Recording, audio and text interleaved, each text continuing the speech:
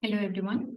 So in this video, we're going to very briefly talk about addressing heteroscedasticity in the linear probability model. So if you recall, an LPM or linear probability model is where the dependent variable is now a 0-1 binary variable. And when you have binary dependent variables, just by definition, the errors will not be homoscedastic in that model. So we'll need some way of tackling heteroscedasticity there. Well, one way of doing that is to just use an OLS to estimate that model and then call for robust standard errors. Now, that solves our heteroscedasticity problem, but OLS estimators will not have the least variance in that case. The inefficiency problem will be there, but it is a good solution. Another way is to now figure out some way of weighted least squares. Or feasible GLS, meaning we need to have some way of identifying weights or the HI hats in the model so that we get more efficiency in our model. Now, we just have to use our structure of the model, our knowledge of the structure to help figure out our H hats. Now, when you have a linear probability model, your beta naught plus beta 1 x1 plus beta k xk, right? That entire E of y given x becomes your probability of your y taking on the value 1. So when you have an LPM, your expectation of y given x is actually nothing but the probability that your y takes on the value 1 given all of your x variables. That's just the way an LPM model is structured.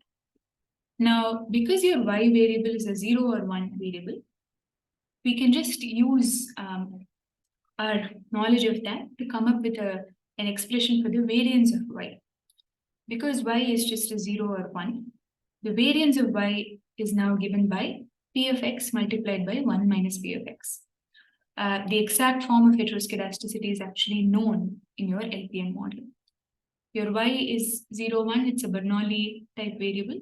And we know that the variance in Bernoulli variables is just p times 1 minus p. So that's where this expression is coming from. So p is nothing but your y hat. 1 minus p is therefore 1 minus y hat. Okay. P is just your probability of y equaling 1. And that's just your predicted y hat values. 1 minus p of x is just 1 minus y hat. So using this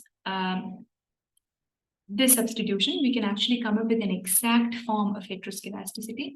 Once you know variance of y given x, that will be your variance of u given x also. So we can construct our weights hi hat in this manner and run FGLS.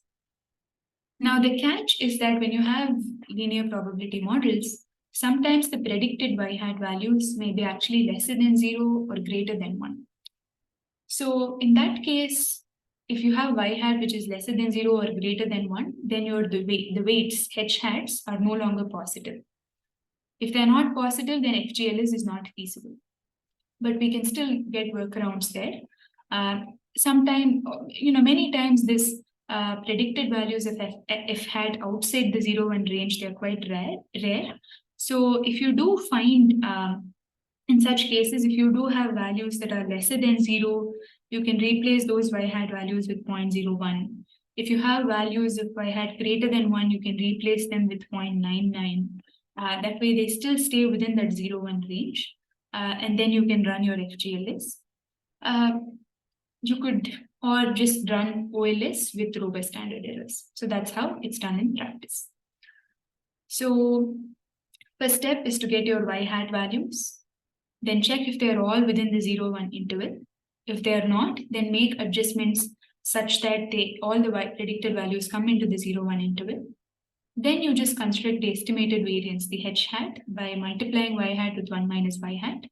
And that your h hat now becomes the weights, and you can just use that in your feasible generalized least squares model. So with that, we bring this chapter to a wrap. So in this chapter, we discussed what heteroscedasticity is, the consequences that it has on our OLS model, and then a popular solution of constructing robust standard errors, and an alternative solution of constructing weighted least square estimates once you know the functional form of this heteroscedasticity. And we also reviewed a couple of tests to detect the presence of heteroscedasticity in our data.